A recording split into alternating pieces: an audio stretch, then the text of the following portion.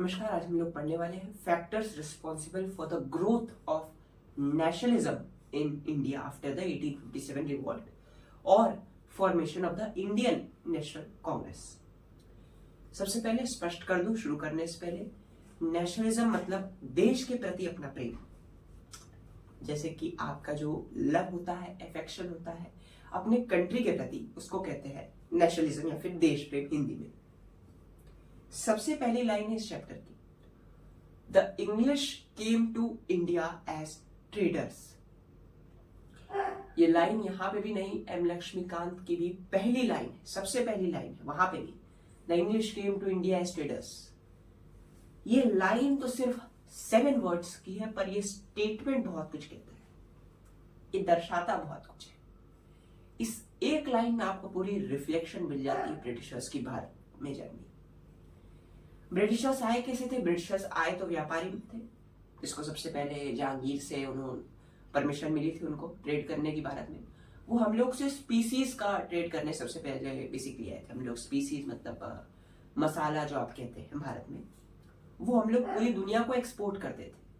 हम लोग इतना ज्यादा बनाते थे, ये लोग हमसे वो खरीदने आए थे। इनके हम मीट में बेसिकली डाला जाता है प्रिजर्व करने के लिए, तो हम लोग उसे खरीदने आए थे।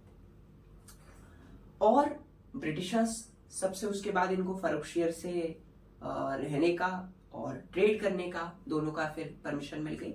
और फिर उसके बाद बैटल ऑफ प्लासी से इनकी कहानी शुरू होती है, जहां से मीर जफर ने इनको फिर दीवानी का भी राइट हो गया और फिर शुरू होता गया, फिर चलता ही चलता गया। फिर 1857 का रिवॉल्ट होता है, जिसमें मैंने पिछली वीडियो में बताया, और इस बताएंगे कि 1857 का रिवॉल्ट जो कि क्रश हो गया था, उसके बाद जो नेशनलिज्म भारत में ग्रो हुआ था 1847 के करीब।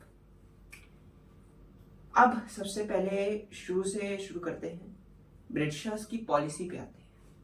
ब्रिटिशर्स की पॉलिसी थी policy of expansion and economic exploitation. इनकी पॉलिसी बहुत जबरदस्त थी। ये लोग करते क्या थे, पहले किसी एरिया को कब्जा कर लेंगे, एक्सपैंड करते थे। ये कहते थे हम अपने एम्पायर को एक्सपैंड करिए। जैसे कि भारत का भी नहीं है कि एक्सपैंड करना था, भारत का था आप भी खुश रहिए, हम भी खुश रहे, साथ रहते हैं, प्रसन्न रहते। इनका था एक्सपैंड करना था, और ये मानते थे जहां पे एक्सपैंड करेंगे वहां के लोग ही गधे होंगे, हम लोग सुपीरियर थे। ये लोग कहते हैं हम लोग को गॉड ने भेजा था, we were superior to Indians because we were the men sended by the God himself. अच्छा, ब्रिटिश एम्पायर इतना बड़ा था, कुछ लोग कहते हैं द British Empire was so large that the sun never set in the British Empire। इतना बड़ा है ब्रिटिश एम्पायर तक कि कभी सूरज नहीं डूबता था। असल में the sun never set in the British Empire because even the God couldn't trust the English in the dark। ये लोग इतनी ज्यादा गद्दारी करते थे, धोखा देते थे, जो भी प्रोमिसेस रखते थे सारी प्रोमिसेस फेल करते थे। चाहे वो ट्रीटी ऑफ अमृतसर हो, चाहे वो डॉक्ट्रिन ऑफ लैप्सेज, झांसी का अवध का एनेक्सेशन हो मेल एडमिनिस्ट्रेशन के बेसिस पे, बहुत सारे एग्जांपल्स हैं।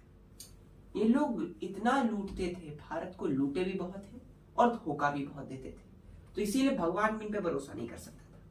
अब स्ट्रेट फॉरवर्ड चैप्टर पे आते हैं। तो पॉलिसी इनकी थी एक्सपेंशन की और इकोनॉमिक एक्सप्लॉयटेशन की। पहले किसी एरिया पे कब्जा कीजिए, कब्जा करने के बाद क्या कीजिए, वहां पे लोगों को डिवाइड कर दीजिए सोशली। जो पॉलिसी थी डिवाइड एंड रूल की। अब डिवाइड कर दिया आपने, अब उनका इकोनॉमिक एक्सप्लॉयटेशन करिए, सोशल एक्सप्लॉयटेशन करिए, इकोनॉमिक एक्सप्लॉयटेशन करिए, कल्चरल एक्सप्लॉयटेशन करिए। अब क्या होगा कि जब आप उनको पहले से ही डिवाइड कर चुके हैं और अब उनका एक्सप्लॉयटेशन करेंगे, तो एक आवाज में आप एक आवाज नहीं बढ़ पाएगी ना, यूनिटी तो है नहीं। यूनिटी नहीं है तो आपके खिलाफ आवाज कैसे उठेगी? रिबेलियन ही नहीं हो पाएगा, और रिबेलियन नहीं होगा तो हटेंगे ही नहीं आप।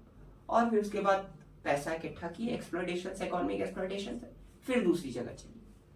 तो इनकी पॉलिसी बहुत जबरदस्त थी, और इसी के चलते जो कि यूनिटी वाला मैटर था, यूनिटी जल्दी नहीं बन पाती थी। ये लोग ऐसे डिवाइड करते थे। अब जैसे कि भारत में इन्होंने क्या किया, पहले हिंदूज को डिवाइड किया कास्ट में, और फिर उसके बाद हिंदू मुस्लिम को किया। हिंदू मुस्लिम में बेसिकली ये चाहते थे फूट बनी रहे। इनका समझना था पहले हिंदुओं को कास्ट में डिवाइड कर दीजिए, सोशली डिवाइड कर दीजिए, फिर मेन और वुमेन को अलग मैटर करवा दीजिए, उसमें भी डिवाइड कर दिए, मेन को अलग डिवाइड करिए, वुमेन भी डिवाइड कर दीजिए, और फिर रिलीजन वाइज भी डिवाइड करिए। तो इनकी थिंकिंग जो थी पॉलिसी वाइज वो बहुत स्ट्रॉन्ग थी। अब हम लोग कहते हैं कि मैं पूछूं कि भारत में फ्रीडम स्ट्रगल का बेसिक कॉज क्या था, तो फ्रीडम स्ट्रगल जो हुई थी, पॉलिटिकल कॉन्शियसनेस, जो नेशनलिज्म की फीलिंग बढ़ रही थी अचानक, इसका कॉज और कुछ नहीं, सिर्फ और सिर्फ ब्रिटिश थे। देखिए, आप जागते तब है जब आपको पता चले कि अब जो आप पे अत्याचार हो रहा है वो एक सीमा से बाहर जा रहा है, एक लिमिट होती है, और उस लिमिट के बाद अगर आप एक्सप्लॉइट करेंगे तब वो दिक्कत होगी। अब भारत के लोगों को लगा कि 1857 का रिवोल्ट जो कि प्लांट नहीं था, स्ट्रेटजी नहीं थी, उतनी ज्यादा यूनिटी नहीं थी, तब इतना बड़ा इम्पैक्ट छोड़ गया ब्रिटिशर्स पे। ये सोचिए, अगर हम लोग साथ मिले, यूनाइट हो जाए और अच्छे से स्ट्रेटजी बना के अब इस बार वॉर करें, और इस बार अच्छे से प्लान करके पूरा वॉर करें, तब तो शायद ब्रिटिशर्स चले ही जाएंगे भारत से। ये नेशनलिज्म की फीलिंग्स जाग रही थी 19th सेंचुरी के सेकेंड हाफ में, और फिर उसके बाद फ्रीडम स्ट्रगल का कार्य शुरू हुआ।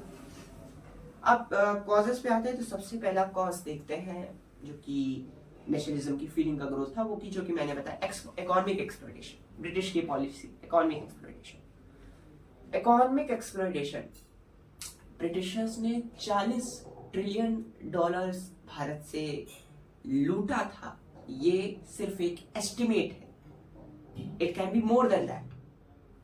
और इस इकोनॉमिक एक्सप्लॉयटेशन का पूरा चिट्ठा बेसिकली एक बुक थी, उसमें दादा भाई नौरोजी की, वो बुक उनकी थी जो कि बेसिकली ब्रिटिशर्स को कहती थी, उनकी ड्रेन ऑफ वेल्थ के बारे में बताती थी कि ब्रिटिशर्स ने कैसे भारत से पैसा लूटा। उनकी जो बुक थी drain of wealth from India, theory भी थी उनकी जो कि बहुत फेमस थी। अब इस drain of wealth of India book में उन्होंने पूरा बताया है कि कैसे ब्रिटिशर्स ने भारत से लूटा, 40 ट्रिलियन डॉलर कैसे लूटे। इन्होंने हमारा सोशल एक्सप्लॉयटेशन किया, इकोनॉमिक एक्सप्लॉयटेशन किया, कल्चरल एक्सप्लॉयटेशन किया, और आज भी यह है कि ब्रिटिशर्स तो चले गए हैं पर उनकी कल्चर अभी भी छाप छोड़ गई। हम लोग ड्रेस वेस्टर्न कल्चर का पहनते हैं, फूड वेस्टर्न कल्चर का खाते हैं, ज्यादातर ड्रेस वेस्टर्न कल्चर का पहनते हैं, बोलते लैंग्वेजेस ज्यादातर वेस्टर्न कल्चर की है, तो सब तो कल्चर उन्हीं का है। ब्रिटिश की पॉलिसी सिर्फ एक जगह का इकोनॉमिक एक्सप्लॉयटेशन करने की नहीं है, वहां पे लूटने की नहीं, पर वहां पे अपनी छाप छोड़ने की थी, जिसको कहते हैं कल्चरल, अपने कल्चर को थोपना। और वही ब्रिटिशर्स भारत में करके गए, उन्होंने अपना कल्चर थोपा था। मैकले ने यही तो कहा था कि हमारा पूरा था कि पहले भारत का कल्चर चेंज करिए, क्योंकि जब तक भारत का कल्चर है तब तक उतना बढ़िया से हम लोग अपनी छाप नहीं छोड़ पाएंगे। उन्होंने पहले प्लान किया कि वेस्टर्न कल्चर को पूर्ण रूप से भारत में थोप दिया जाए, भारत को चेंज किया जाए, भारत का कल्चर हटा के अपना कल्चर डाला जाए, और जो कि आज भी शायद सक्सेसफुल है। आज भी हम लोग उन्हीं का कल्चर फॉलो करते हैं, ड्रेस हम लोग उन्हीं का पहनते हैं, ड्रेस उन्हीं का पहनते हैं, बोलते उनकी भाषाएं हैं, खाते भी ज्यादातर उनके फूड्स हैं। अब हम लोग इकोनॉमिक एक्सप्लॉयटेशन पे आते हैं, तो इकोनॉमिक एक्सप्लॉयटेशन में ब्रिटिशर्स ने भारत की कोई भी क्लास नहीं छोड़ी, lower class, middle class, upper class, तीनों क्लास भारत में ब्रिटिशर्स के द्वारा कोई क्लास नहीं छूटी, तीनों की तीनों क्लास करीब हो गई। अब आप सोचिए, लोअर क्लास जिसमें पीजेंट्स आते हैं, आर्टिशंस आते हैं, हैंडक्राफ्टर्स आते हैं, उन लोग की जॉब्स छूट गई। क्यों? क्योंकि जब इन्होंने किया क्या, भारत में जो पीजेंट्स थे उनसे कहा कि आप जबरदस्ती कॉटन और जूट हमारे लिए प्रोड्यूस करिए ब्रिटिश इंडस्ट्रीज के लिए, और उनसे क्या कहा कि आप अपने माल जो है, अपने गुड मटेरियल्स जो है, वो कम पैसे पे आप ब्रिटिशर्स को बेचेंगे, आप इंग्लैंड भेजेंगे, इस सबको इंग्लैंड एक्सपोर्ट करेंगे आप कम पैसे पे। और इन्होंने किया क्या कि जो ब्रिटिश गुड्स थे उससे जो है इनकी इंपोर्ट ड्यूटी हटा दी। अब इंपोर्ट ड्यूटी हटा दी तो ब्रिटिश गुड्स तो और सस्ते मिलेंगे, और भारत के जो वर्कर्स हैं जो बेचारे खुद सस्ते पैसे पे इंग्लैंड बेचे थे, उनको तो थोड़ा मुनाफा मिलना ही चाहिए। और वो थोड़ा सा ज्यादा दाम पे बेचेंगे तो संभवतः सी बात है उनकी फैक्ट्रीज नहीं चलेंगी और फिर उनके जॉब्स छूट जाएंगे। और इतनी ज्यादा फेमाइन्स आई थी, इतने ज्यादा ड्रॉट्स आए थे और ब्रिटिशर्स ने कोई कदम नहीं उठाया इसको रिलेटेड। और बेसिकली कहा जाता है ब्रिटिशर्स ने भारत के लिए कुछ काम नहीं किया, भारत के लोगों के बारे में नहीं सोचा। Actually the Indian economic system was adjusted to the needs of the people of the England at that time. So basically the Britishers never looked for the wealth of the Indians. They said, वो कहते थे कि हाँ हम लोग Indians को सुधारने आए हैं, भारतीयों को सुधारने आए हैं, उनको अच्छा बनाने आए हैं, पर उनका मोटिव यही था कि हम लोग को लूटना, हम लोग से एक्सप्लॉइट करना, हम लोग से पैसे ले जाना और अपने कल्चर की छाप छोड़ देना। इसी को कहते हैं इकोनॉमिक एक्सप्लॉइटेशन। अब जैसे कि मैंने बताया इंपोर्ट ड्यूटीज हटा दी थी, उसके बाद एग्रीकल्चर, भारत का एग्रीकल्चर पूर्ण रूप से खत्म हो गया था। भारत में लोगों को प्लांट नहीं ग्रो किए जाने जाते थे, आप प्लांट नहीं ग्रो कर सकते थे अच्छे से, आप उसके लिए भी आपको ब्रिटिशर्स को पे करना होगा। और अगर आपने ग्रो किया तो आपके पेड़ काट दिए जाएंगे, पेड़ ले लिए जाएंगे, जमीन ले ली जाएगी। और बेसिकली जो पॉलिसी थी उनकी, जो कि इंपोर्ट ड्यूटी हटाने वाली, भारत की सारी कॉटेज इंडस्ट्रीज को बंद कर दी। मिडिल क्लास जो बची थी, मिडिल क्लास ने भी अपनी जॉब्स छोड़ दी, उनकी भी जॉब चली गई, क्योंकि जब आर्टी फैक्ट्री नहीं रहेगी तो जॉब कहां से रहेगी। और जो अपर क्लास थी, अपर क्लास भी उस वक्त एकदम मंदी के हाल पे थी, क्योंकि फैक्ट्रीज को चलाने वाला, फैक्ट्रीज ही नहीं लाएंगी तो चलाने वाला कहां से रहेगा। तो ब्रिटिशर्स के समय भारत की तीनों classes, lower class, middle class, upper class, तीनों क्लासेस भारत में एकदम करीब हो गई थी। ब्रिटिशर्स ने इतना इकोनॉमिक एक्सप्लॉइटेशन किया था। और उसके बाद जब हम लोग आते हैं तो दूसरा इफेक्ट होता है रिप्रेसिव कॉलोनियल पॉलिसीज, जो कि दूसरा फैक्टर था। जब हम लोग रिप्रेसिव कॉलोनियल पॉलिसीज की बात करते हैं तो सबसे पहले जो आप लॉर्ड लिटन को जानते होंगे, बहुत ही फेमस, ये और लॉर्ड कर्जन, लॉर्ड लिटन और लॉर्ड कर्जन, ये दोनों जो वॉइसरॉय हैं, ये दोनों लोग कहे जाते हैं सबसे ज्यादा इकोनॉमिक एक्सप्लॉइटेशन, सबसे ज्यादा भारत को बर्बाद करने में इन दोनों लोगों का हाथ है। लॉर्ड लिटन के समय एक दिल्ली में 1877 के करीब एक दिल्ली में दरबार लगा था, ग्रैंड दिल्ली दरबार 1877 का, जिसको हम लोग कहते हैं। इस दरबार में हुआ क्या था, क्वीन विक्टोरिया को इन्होंने कहा था भारत की एम्प्रेस होंगी प्रोक्लेम करने के लिए। और उसी समय साउथ इंडिया में ज्यादातर फेमाइन्स आ रही थी, ड्रॉट्स आ रहे थे, साउथ इंडिया में करोड़ों करोड़ों लोग मर रहे थे, तब भी इन्होंने ग्रैंड दिल्ली दरबार लगाया। ये थे ब्रिटिशर्स। अब इस चीजों को हम लोग देखते हैं, दक्षिण में लोग मर रहे हैं और ये लोग दरबार लगा रहे हैं। तो ये कॉज था कि लोग गुस्सा आई भारतीयों में कि क्यों ऐसा हो रहा है। और उसके बाद हम लोग बात करते हैं तो आता है वर्नाकुलर प्रेस एक्ट 1878 का और इंडियन आर्म्स एक्ट 1878 का। ये दोनों एक्ट जो थे, वर्नाकुलर प्रेस एक्ट और उसके बाद इंडियन आर्म्स एक्ट, ये दोनों एक्ट जो थे बहुत ही रिस्पॉन्सिबल थे, क्योंकि ये एक्ट जो थे, जैसे कि वर्नाकुलर प्रेस एक्ट जो लॉर्ड लिटन ने लाया था, लॉर्ड लिटन ने कहा इस एक्ट से कोई भी न्यूज़पेपर, जैसे कि प्रेस का रोल बहुत होता है, वो बाद में डिस्कस करेंगे, कोई न्यूज़पेपर, कोई वर्नाकुलर न्यूज़पेपर ब्रिटिशर्स के खिलाफ या फिर ऐसी कोई खबर नहीं छापेगा, ऐसा कोई आर्टिकल नहीं छापेगा जिससे लोगों के मन में ब्रिटिशर्स के खिलाफ, ब्रिटिश सरकार के खिलाफ कोई रिबेलियन की भावना आए, कोई गद्दारी करने की या फिर धोखा देने की, ब्रिटिशर्स को हटाने की भावना, ऐसी कोई आर्टिकल नहीं छपेगा। और इंडियन आर्म्स एक्ट, कोई भी इंडियन कोई भी हथियार नहीं कैरी कर सकता है ब्रिटिश गवर्नमेंट की परमिशन के बिना, लाइसेंस के बिना। ये दोनों एक्ट थे। और एक्ट से और भी हो गया, मतलब हम आपके खिलाफ कुछ छापे ना, हम लोग सत्य ना लिखें न्यूज़पेपर्स में, उसके अलावा हम लोग वेपन्स नहीं कैरी करें, आप लोग वेपन्स कैरी करिए तब ठीक है, यूरोपियंस कैरी करें ठीक है, इंडियंस नहीं कैरी करें, ये कौन सी बात है। फिर उसके बाद लॉर्ड लिटन ने क्या किया, इंडियन सिविल सर्विस की मैक्सिमम एज 21 से घटा के 19 कर दी। अब आप सोचिए, maximum age 19, Indian civil service की मैक्सिमम एज 19 है, अब 12th से कोई व्यक्ति पास होगा 17-18 की एज में, और 1 साल के भीतर भीतर उसको एग्जाम देना ही होगा, पास करना ही होगा, नहीं तो फिर 19 के ऊपर हुआ तो वो एग्जाम नहीं दे पाएगा। तो ये भी एक बड़ा फैक्टर था। इन्होंने अब एजुकेटेड इंडियन जो थे, पढ़े लिखे लोग, वो गुस्सा कर रहे थे कि आप मतलब हम लोग एजुकेटेड हैं, उसका भी कोई फायदा नहीं दे रहे। फिर हुआ था इंपोर्ट ड्यूटीज, जो कि मैंने बताया ब्रिटिश टेक्सटाइल से हटा दी गई। अब इंपोर्ट ड्यूटीज किसी भी चीज पे हटेगी तो और सस्ते दाम पे बिकेगी, संभवतः सी बात है, ब्रिटिश गुड और सस्ते दाम पे बिकने लगे। भारत की सारी कॉटेज इंडस्ट्रीज पे ताला लग गया, बंद हो गई बेचारी, और ब्रिटिश गुड आराम से बिक रहे थे। और बेचते क्या थे, भारत से लिया हुआ माल सस्ते दाम पे हम लोग को महंगे दाम पे बिना इंपोर्ट ड्यूटी के बेचते थे। अब फिर एल्बर्ट बिल जो कि सीपी एल्बर्ट एक लॉ मेंबर थे वॉइस रॉय के, उन्होंने ये बिल लाया था। बेसिकली लॉर्ड रिपन ने बिल लाया था 1883 में। एल्बर्ट बिल कहता था, पहले होता ये था कि जैसे कि ये रूल था, कोई यूरोपियन इंडियन जज द्वारा ट्रायल नहीं किया जा सकता। मतलब कोई भी यूरोपियन है, वो इंडियन जज के द्वारा ट्रायल नहीं किया जा सकता। वो इंडियन जज कभी उसके कोर्ट में नहीं आ सकता, उसका केस वो यूरोपियन जज के कोर्ट में ही है। और इंडियन जज का इसमें कुछ था भी कि इंडियन जज की क्वालिफिकेशंस, रेशियल डिस्क्रिमिनेशन था।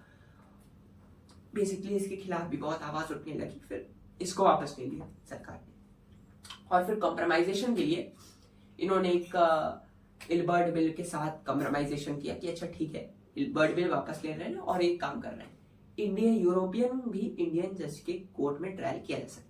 मतलब ठीक है, यूरोपियन का केस भी इंडियन जज के कोर्ट में आ सकता है, ट्रायल किया जा सकता है, पर यह होता है कि 50% वहां पे जजेस उस कोर्ट में, 50% यूरोपियन जज होगा, तभी ट्रायल होगा। तो ये थे। उसके बाद फिर हम लोग बात करते हैं जो कि role of press and literature.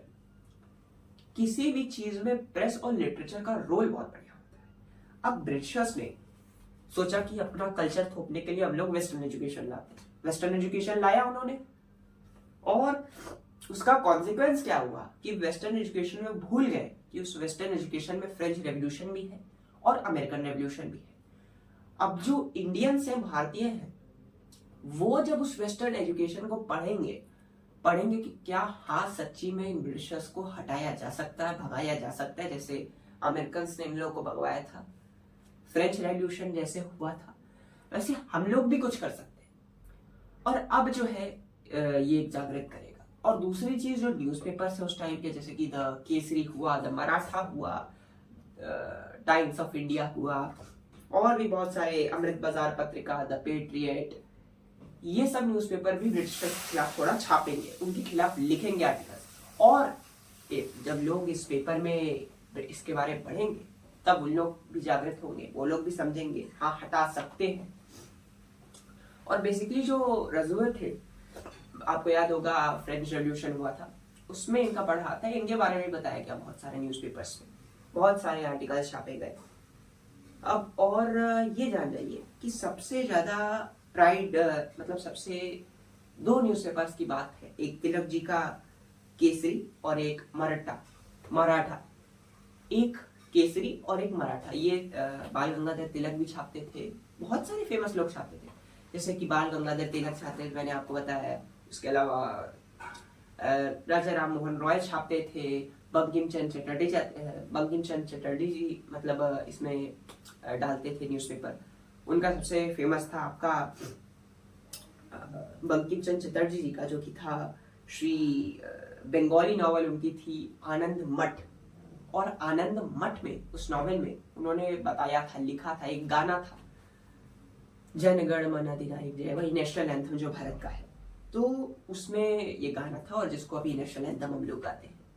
ये उनकी नॉवेल में दिखाया गया था कि ऐसे सन्यासी लोग ब्रिटिशर्स के खिलाफ रिवोल्ट करते, और उस समय उनकी आनंद मठ नॉवेल बेसिकली बाइबल बन गई थी बंगाली की। इतनी अच्छी नॉवेल थी उनकी, आपको भी पढ़ना चाहिए। और वंदे मातरम बेसिकली उसी का था। और उसके बाद जब हम लोग बात करते हैं तो आते हैं सोशियो रिलीजियस मूवमेंट में। अब किन फेमस लोगों ने, किन महान स्वतंत्रता सेनानियों ने क्या मूवमेंट्स किए? सबसे पहले बहुत सारे थे, गिनेंगे तो शायद बरसा बीत जाए। राजा राम मोहन रॉय, बाल गंगाधर तिलक, आपके ज्योतिबा फुले, स्वामी दयानंद, विवेकानंद, एनी बेसेंट, बहुत सारे नाम हैं, बहुत लोगों ने किया। और ये तो वो नाम है जिनको हम लोग जानते हैं, ऐसे भी बहुत लोग थे जो बेचारे साइलेंट लोग थे, वो लोग अपना नाम चाहते नहीं थे पर तब भी भारत के लिए काम करते थे। सबसे पहले राजा राम मोहन रॉय पे जाते हैं। सबसे पहले रिलीजियस और सोशल रिफॉर्मेशन मॉडर्न इंडिया का क्रेडिट जाता है श्री राजा राम मोहन रॉय को। इनकी थिंकिंग थी, ये बेसिकली सारे रिलीजन्स की टीचिंग्स को थोड़ा थोड़ा मानते थे। इस्लाम की मोनोथिज्म को मानते थे, क्रिश्चियनिटी की टीचिंग्स को मानते थे जो एथिकल टीचिंग्स थी, उपनिषद की डॉक्ट्रिन्स को ये मानते थे। ये मानते थे कि सब रिलीजन में, हर रिलीजन में थोड़ा थोड़ा कुछ ऐसा होता है नॉलेज जो हम लोग को काम आए, जो सही हो मानवता के लिए। तो बेसिकली ये कहते थे कि सारे रिलीजन इक्वल हो। लिबर्टी, राइट्स और फ्री प्रेस की बात करें तो राजा राम मोहन रॉय मानते थे कि ठीक है, ब्रिटिश रूल ठीक है भारत में, इससे कोई दिक्कत नहीं है, पर ब्रिटिशर्स को कहते थे कि आप भारत के वेलफेयर के लिए भी काम कीजिए। ये समझते थे वेस्टर्न एजुकेशन भारतीयों के लिए ठीक है, बढ़िया है, इससे भारतीयों को ये तो मिल रही, नॉलेज तो मिल रही है। और ये कहते थे, पर ऐसा नहीं कि नेशनलिस्ट नहीं थे, नेशनलिस्ट भी थे और ये छापते थे। इनका संवाद कौमुदी, इनका न्यूज़पेपर भी था ये जो छापते थे संवाद, और पर्शियन पेपर भी स्टार्ट किए थे जिसका नाम था मिरतुल अकबर। ये नेशनलिस्ट भी थे, पर इनका कहना था कि ब्रिटिशर्स ठीक है भारत के लिए, पर एक हद तक, एक लिमिट तक। उन ब्रिटिशर्स का भी फर्ज है कि भारत के लोगों के लिए काम करें, पर उनको समझ में आ रहा था क्योंकि ब्रिटिशर्स कर नहीं रहे थे, एक्सप्लॉइट कर रहे थे सिर्फ। फिर बाद में वो नेशनलिस्ट बन गए। इकोनॉमिक आइडियाज की बात करें तो बेसिकली उनका काम था, पीजेंट्स की हालत नहीं देखी जा रही थी उनसे, जैसा कि मैंने बताया था, पीजेंट्स की जॉब छूट गई थी, हैंडीक्राफ्ट्समैन, आर्टिशियंस, इन सब की जॉब छूट गई थी, अनएम्प्लॉयमेंट पीक पे था उस समय। इसके लिए लड़े थे ब्रिटिश सरकार से। फिर ज्योतिबा फुले पे आते हैं। ज्योतिबा फुले पहला इन्होंने ये देखे थे कि जो गर्ल्स थी भारत में, गर्ल्स पढ़ नहीं पा रही थी क्योंकि ये लोग ये समझते थे कि उस वक्त जेंडर इक्वलिटी नहीं थी भारत में। तो जेंडर इक्वलिटी को लाने के लिए इन्होंने किया क्या, ये कहते थे कि इन्होंने गर्ल्स के लिए कॉलेजेस खोले और उसमें गर्ल्स को पढ़ाते थे। तो जेंडर इक्वलिटी के लिए इन्होंने बहुत काम किया है। और उसके बाद हम लोग बात करते हैं, इन्होंने सत्यशोधक समाज भी खोला था। सत्यशोधक समाज क्या करता था, वो दलित्स और वुमेन्स की मदद करता था क्योंकि उस वक्त जेंडर इक्वलिटी उतनी नहीं थी, हल्का सा कास्ट सिस्टम उस वक्त रिजिड था, तो उसके लिए काम करते थे ज्योतिबा फुले जी। उसके बाद हम लोग बात करते हैं प्रिंसेस ऑफ अब इंडियन नेशनल कांग्रेस की बात। देखिए, इंडियन नेशनल कांग्रेस आज जो कांग्रेस है वो नहीं था, ये दूसरा ऑर्गेनाइजेशन था। ये तो फ्रीडम स्ट्रगल के लिए काम करने वाला ऑर्गेनाइजेशन था और इसीलिए गांधी जी ने कहा था कि मैं चाहता हूँ कांग्रेस खत्म हो जाए, क्योंकि फिर उसके बाद इसका मिसयूज होने लगेगा। जिस पे फिर नरेंद्र मोदी जी ने कहा था, मैंने बाबू का सपना पूरा किया, वो पॉलिटिक्स में नहीं जाएंगे, अब लोग इस पे आते। इंडियन नेशनल कांग्रेस फॉर्म होने से पहले दो और ऑर्गेनाइजेशन अच्छे फॉर्म हुए थे। वैसे तो रीजनल पार्टीज भी थी, रीजनल ऑर्गेनाइजेशन थी, पर दो एक रेप्यूटेटेड ऑर्गेनाइजेशंस की बात करें, जो कि दादा भाई नौरोजी का ईस्ट इंडिया एसोसिएशन था और सत्येंद्र नाथ बोस का ऑर्गेनाइजेशन था, जिनको हम लोग कहते थे, वो भी भारत के में बना था, सत्येंद्र नाथ बोस का ऑर्गेनाइजेशन, जिसको हम लोग कहते थे इंडिया एसोसिएशन। सबसे पहले दादा भाई नौरोजी के बारे में बात करते हैं। The great old man of India, Parsi थे, माइनॉरिटीज में थे भारत के, पर भारत के लिए बहुत सोचते। पारसी की बात करें तो मुझे लगता है पारसी एक ऐसी कम्युनिटी है जो सबसे बड़ी देशभक्त कम्युनिटी है भारत की, बहुत सोचती है भारत के लिए, और दादा भाई नौरोजी भी उस कम्युनिटी के एक पार्ट थे। ये बहुत ही एजुकेटेड पर्सन थे, ब्रिटिश पार्लियामेंट में जाके भारत की मांग करते थे, भारत की बातें रखते थे। और सुरेंद्र नाथ बनर्जी को कौन नहीं जानता, सुरेंद्र नाथ बनर्जी जो कि भारत के कुछ लोग कहते हैं पहले इंडियन सिविल सर्विस के ऑफिसर थे। और फिर उसके बाद इंडियन नेशनल कांग्रेस का फॉर्मेशन हुआ। जैसा कि मैंने बताया, अब लोगों को लगने लगा था एक ऑर्गेनाइजेशन होना चाहिए, एक ऐसा ऑर्गेनाइजेशन जो सारे देश को एक सूत्र में बांधे, जो सारे देश को यूनाइट करके एक ऑर्गेनाइजेशन बनाए और ये ऑर्गेनाइजेशन सारे देश की बात जाके ब्रिटिश गवर्नमेंट को दे। अब रीजनल ऑर्गेनाइजेशंस भी बने थे, फिर उसके वजह से कि मैंने बताया दादा भाई नौरोजी का ईस्ट इंडिया एसोसिएशन, सुरेंद्र नाथ बनर्जी का इंडिया एसोसिएशन, पर कहा कि नहीं, एक यूनिटी, एक यूनिफॉर्म एसोसिएशन होना चाहिए, जिसके लिए फिर हुआ इंडियन यूनियन एसोसिएशन। एओयूम ने सबसे ज्यादा कंट्रीब्यूशन कहा जाता है एओयूम का था इसमें। एओयूम एक retired Indian civil service officer थे और इन्होंने भारत के लिए बहुत काम करते थे। इन्होंने एक ओपन लेटर भी लिखा था एक कॉलेज में, जिसमें उन्होंने स्टूडेंट से कहा था कि आप भारत के लिए काम करिए, अपने देश के लिए काम करिए। इसलिए इनको father of the Indian National Congress भी कहा जाता है, एओयूम। एओयूम ने ये कांग्रेस का फॉर्मेशन किया, मतलब मदद की फॉर्मेशन में।